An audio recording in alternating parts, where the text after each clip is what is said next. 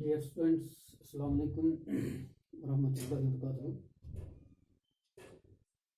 ये हमारा 10th class का हिस्ट्री सब्जेक्ट है। तीसरा चैप्टर हम इसका पढ़ रहे हैं, राइज ऑफ ग्लोबल वर्ल्ड। तो इसका सब टॉपिक है आज हमारा वर्ल्ड ड्यूरिंग 1815 एंड 1914। तो जैसा कि कल हमने देखा कि ये ग्लोबल वर्ल्ड जो है, इसके ग्लोबल वर्ल्ड बनने में फेजेस लगे हैं। एंशंट टाइम से कम्युनिटीज आपस में जुड़ती रही। इसमें हमने बताया था कि इसके लिए क्या फैक्टर्स हैं, किन का रोल इसमें ज़्यादा है।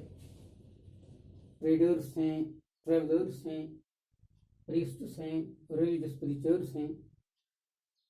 ये सारे लोग ग्लोबल वर्ल्ड बनाने में इनका अहम रोल है।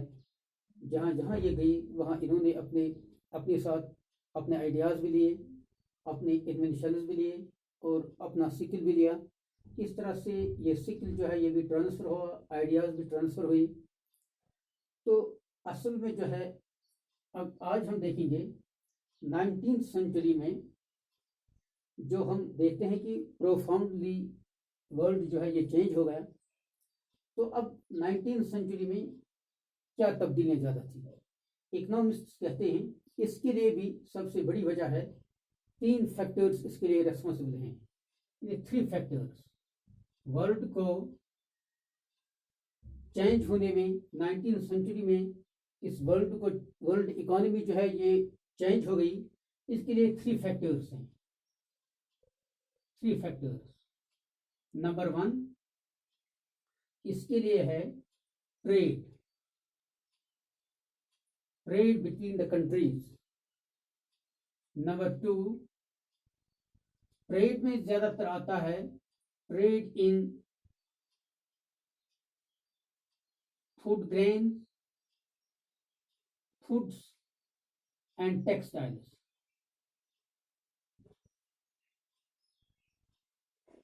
Foods and textiles. Number 2 migration of labour. Migration of labour.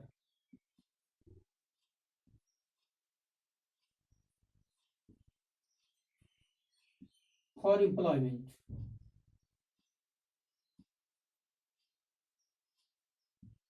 Number 3 इसके बनाने में कैपिटल फ्लो।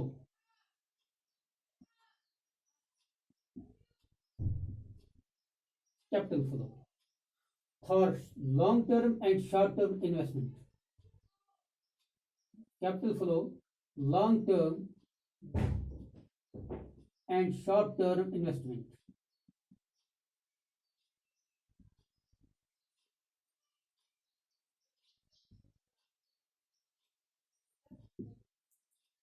असल में 19th सेंचुरी में देखते हैं, 19th सेंचुरी में इन चीजों का जबरदस्त दखल है वर्ल्ड को चेंज होने में। और ये ग्लोबलाइजेशन में इसका अहम रोल है इन 3 फैक्टर्स का। तो यहां हम क्या देखते हैं, जब हम यूरोप की बात करते हैं तो वहां मिड 18th सेंचुरी में पॉपुलेशन जो थी, इंग्लैंड की पॉपुलेशन जो थी ये बहुत बढ़ गई थी, क्योंकि वहां इंडस्ट्रियल रिवॉल्यूशन की वजह से वो एक इंडस्ट्रियल कंट्री बनी थी। और इंडस्ट्रियल रिवॉल्यूशन की वजह से ताज़ा ही इंडस्ट्रियल रिवॉल्यूशन आया था। और इंडस्ट्रियल रिवॉल्यूशन की वजह से वहाँ जो है अक्सर दूसरे मुल्कों से लोग वहाँ गए और वहाँ नए वो जॉब्स करने के लिए गए, वहाँ एम्प्लॉयमेंट हासिल करने के लिए वो इन फैक्ट्रियों और कारखानों में काम करने ले गए। और इसलिए इंग्लैंड में जो है पॉपुलेशन इंक्रीज हो गई, यानी इंक्रीज इन पॉपुलेशन।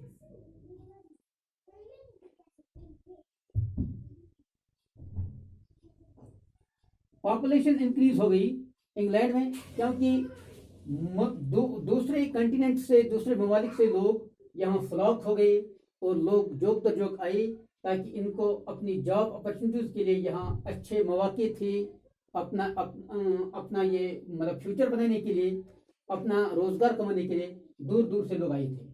अब जो यहाँ है, जब यहाँ पॉपुलेशन बढ़ गई, पॉपुलेशन में इजाफा हो गया, तो इसके साथ जो फूड ग्रेन्स थे, फूड ग्रेन्स की डिमांड भी बढ़ गई। यानी फूड ग्रेन्स की demand for food grains increase.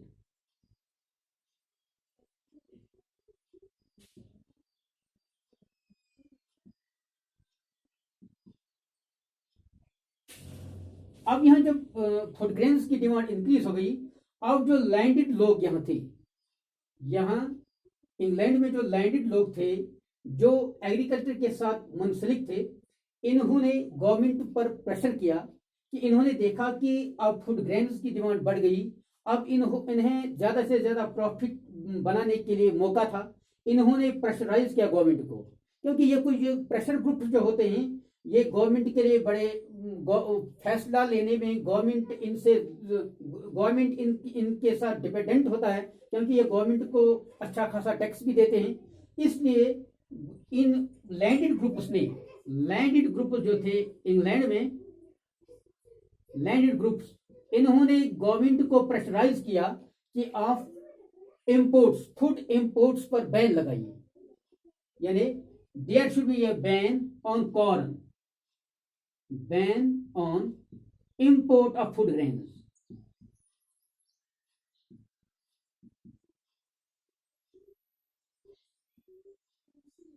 इसकी सबसे बड़ा वजह ये थी, क्यों इस पर बैन इनको लगानी थी, इसकी वजह ये थी कि ताकि ये ज्यादा से ज्यादा नफा कमाएं।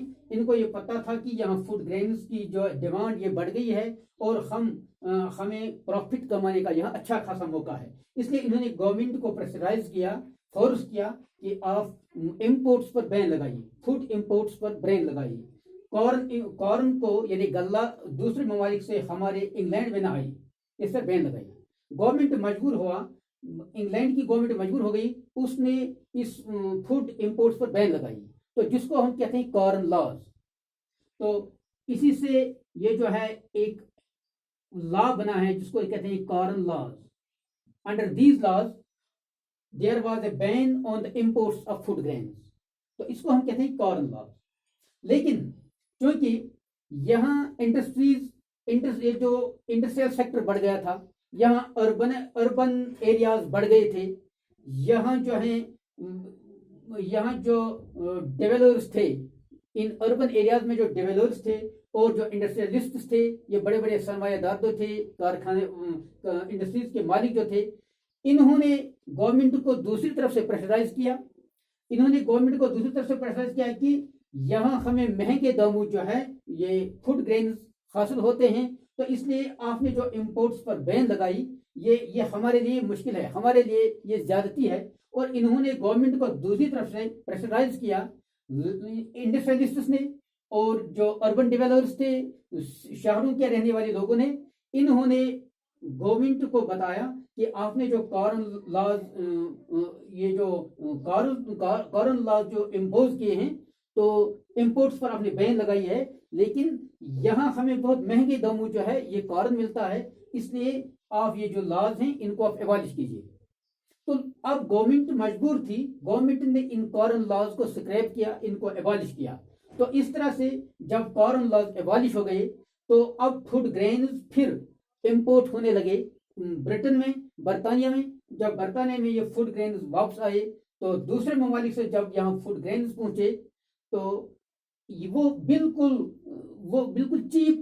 चीप यहाँ पहुंचते थे।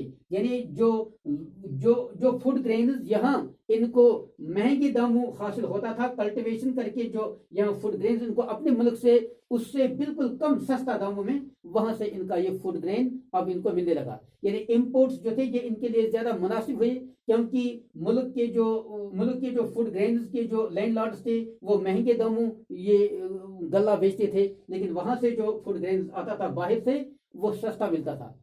अब क्या हुआ, अब एक सोशल कन्फ्लिक्ट पैदा हो गया कि अब लोग ज्यादा से ज्यादा इंपोर्ट्स ही करने लगे। और जिस वजह से ये इंग्लैंड में अक्सर जो फूड ग्रेन्स थे, ये जो फार्म्स थे, एग्रीकल्चर फार्म जो थे, ये इन्होंने वेस्ट हो गए। इन्होंने अब एग्रीकल्चर फार्म्स को छोड़ दिया और वो उन्होंने अपना कल्टीवेशन करना छोड़ दिया, क्योंकि अब इनकी डिमांड नहीं रही, क्योंकि अब जो कार्न बाहर से आता है वो सस्ता मिलता है और इनकी रेट जो बहुत ज़्यादा थी, इसलिए इन्होंने अपने लैंड को छोड़ दिया। अब इन्होंने अपने एग्रीकल्चर लैंड को वैसे छोड़ दिया और ये दूसरी जगह गए अपना रोजगार कमाने के लिए। अब एक दूसरा मसला यूरोप में बन गया, इंग्लैंड में एक दूसरा मसला बन गया, एक बेरोजगारी का मामला बन गया। अब जो लोग एग्रीकल्चर के साथ वाबस्ता थे, इन्होंने एग्रीकल्चर की कल्टीवेशन छोड़ दी और इन्होंने दूसरे ओवरसीज ट्रेड के लिए गए। ये अपना रोजगार कमाने के लिए ये दूसरे ममालिक का इन्होंने रुख किया और इस तरह से एक यूरोप में, इस तरह से यूरोप की ये जो दास्तान है, इससे लेबर जो है यूरोप में एक चेंज आ गई। और हम देखते हैं कि इससे पहले जो ट्रेडिशनली हम सोचते हैं वो ये है कि फूड ग्रेन सफिशिएंसी हर मुल्क की प्रायोरिटी होती थी, यानी सफिशिएंसी इन फूड ग्रेन्स, सफिशिएंसी इन फूड ग्रेन्स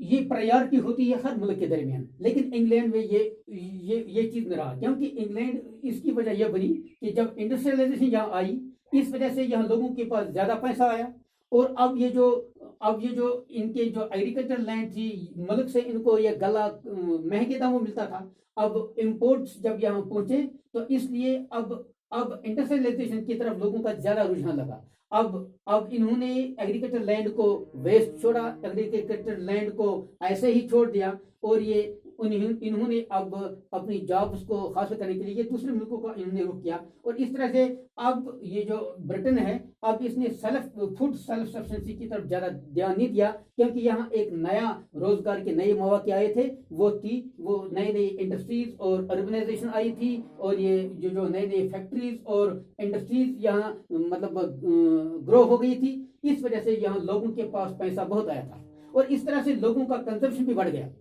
अब लोगों के पास परचेजिंग पावर ज्यादा था और इनके पास पैसा होने के नाते इनके पास अब फूड ग्रेन्स की कंजप्शन ज्यादा होने लगी।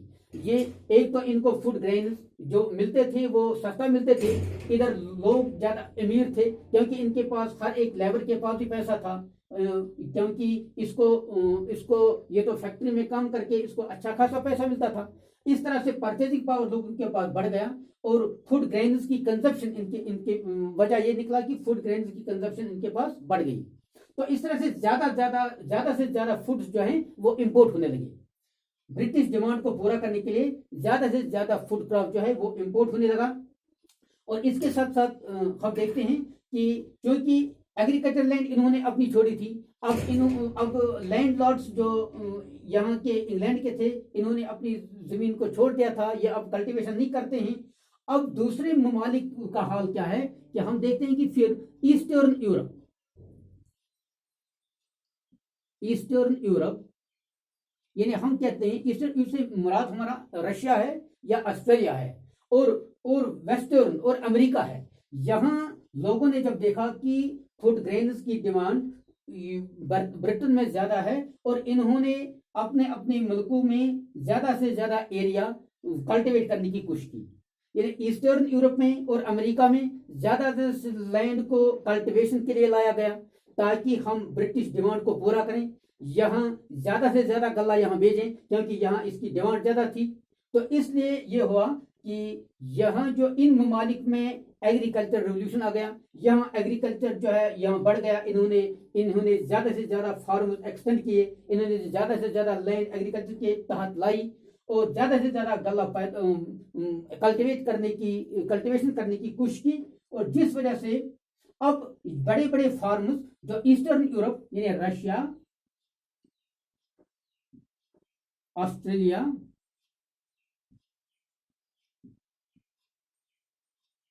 अमेरिका, अब यहाँ ये गला बनने लगा। इन ममालिक ने ज्यादा से ज्यादा कल्टीवेशन शुरू की, तो लेकिन बड़े बड़े फार्म्स बनाने के लिए अब इन्हें सिर्फ कल्टीवेशन से काम नहीं चलता, अब इनको इन बड़े बड़े फार्म्स को लिंक करना था, इनको लिंक करना था पोर्ट्स के साथ, रेलवेज के साथ, ताकि इसको ट्रांसपोर्ट किया जा सके, ताकि इसको लोड किया जा सके। और इसके लिए इनको ये हार्बर्स भी बनाने पड़े, बंदरगाहें बनानी पड़ी, और या तो एग्जिस्टिंग बंदरगाहों को इन्हें अब इनको एक्सटेंड करना था, ताकि ज्यादा से ज्यादा बगैर किसी रुकावट के ये इस फूड क्रॉप को एयरपोर्ट के जरिए से इसको लोड कर सकें और इसको ट्रांसपोर्ट कर सकें, ताकि यूरोप और बर्तानिया में ज्यादा से ज्यादा गल्ला पहुंचाया जा सके। तो इसलिए यहाँ इनको लेबर की प्रॉब्लम हो गई। तो लेबर कहाँ से आया? Labour flowed from Europe. Europe से कहा जाता है कि अबाउट 50 मिलियन पीपल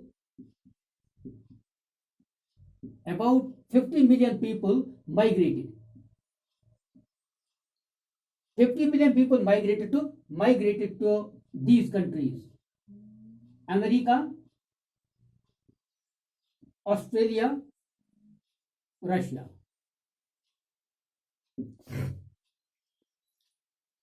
ये मास माइग्रेशन लोगों की जो हो गई, ये इस वजह से हुई कि अपना बेटर फ्यूचर के लिए और अपना रोजगार कमाने के लिए यूरोप से और दूसरे ममालिक से, कंट्री से, और वर्ल्ड ओवर अगर हम देखें तो कहा जाता है कि 150 मिलियन पीपल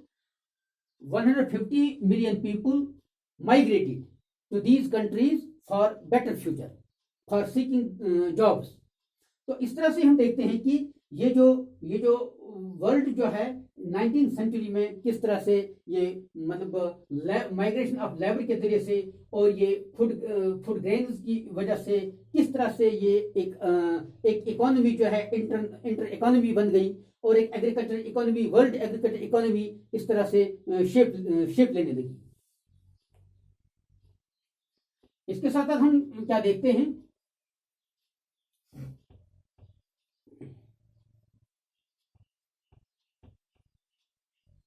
फिर जो कि ब्रिटेन यहाँ इंडिया में भी था। इंडिया में भी ब्रिटिशर्स ने क्या किया, यहाँ जो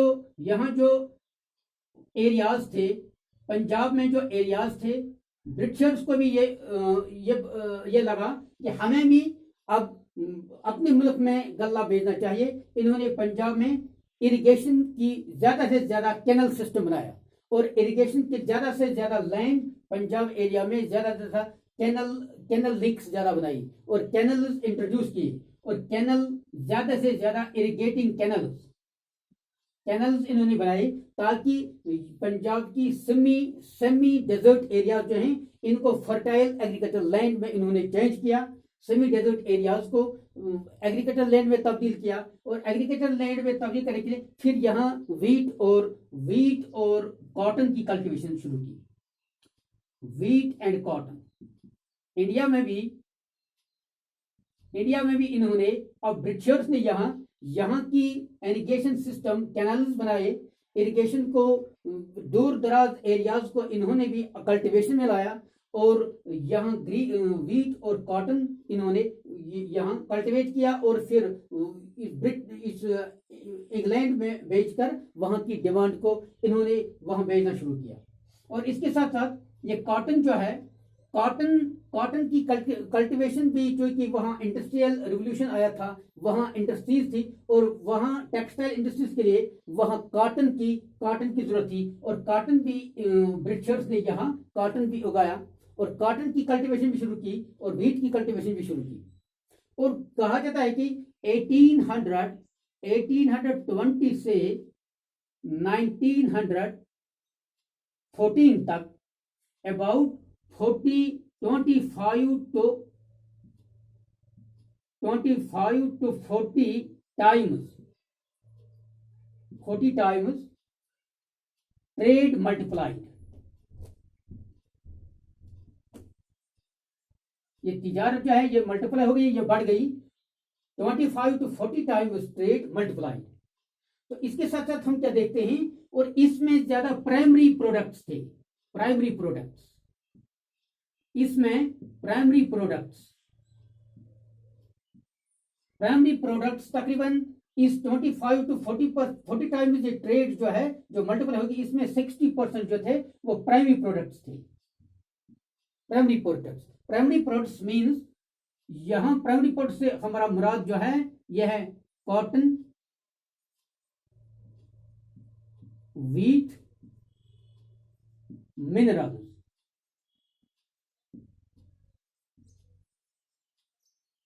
ये ज्यादा से ज्यादा ये चीज, ये जो इस तरह से हम देखते हैं कि वर्ल्ड ट्रेड किस तरह शेप हो गई और किस तरह से ये ग्लोबल वर्ल्ड में फ्लो ऑफ ट्रेड और फ्लो माइग्रेशन ऑफ लेबर और कैपिटल फ्लोज। और कैपिटल फ्लो, ये कैपिटल जो था, ये कैपिटल लॉन्ग टर्म और शॉर्ट टर्म इन्वेस्टमेंट के लिए जब यहाँ ये ज्यादा से ज्यादा ये रेलवे सिस्टम और ये चीजें बनाने के लिए कैपिटल जो जरूरत थी, क्योंकि ये जो ब्रिटेन एक परचेजिंग पावर इनके पास ज्यादा था, इनके पास पैसा ठीक था, और इन्होंने इन ममालिक को जहां से ये गल्ला लेते थे, इन ममालिक को इन्होंने इन्वेस्टमेंट लोन दिया, ताकि वो उन्होंने अपने एरियाज में ज्यादा से ज्यादा एरिया कल्टीवेशन में लाया और रेलवेज बनाई और ये जो है एयरपोर्ट्स बनाए और ये हार्बर्स बनाए। और इसलिए ये कैपिटल जो है, कैपिटल फ्लो भी यहाँ से कैपिटल भी मतलब वेस्टर्न टू ईस्टर्न साइड में कैपिटल का फ्लो भी हो गया for long term and short term investment के लिए। तो इस तरह से ये जो तीन फैक्टर्स हैं, इन्होंने 19वीं सेंचुरी में वर्ल्ड को श्रिंक किया और एक एग्रीकल्चर इकोनॉमी जो है, एक वर्ल्ड एग्रीकल्चर इकोनॉमी वजूद में आ गई। तो this is all for today. कल हम देखेंगे, आगे हम कल जाएंगे इंशाल्लाह, फिर देखेंगे कल क्या होगा। तो this is all for today.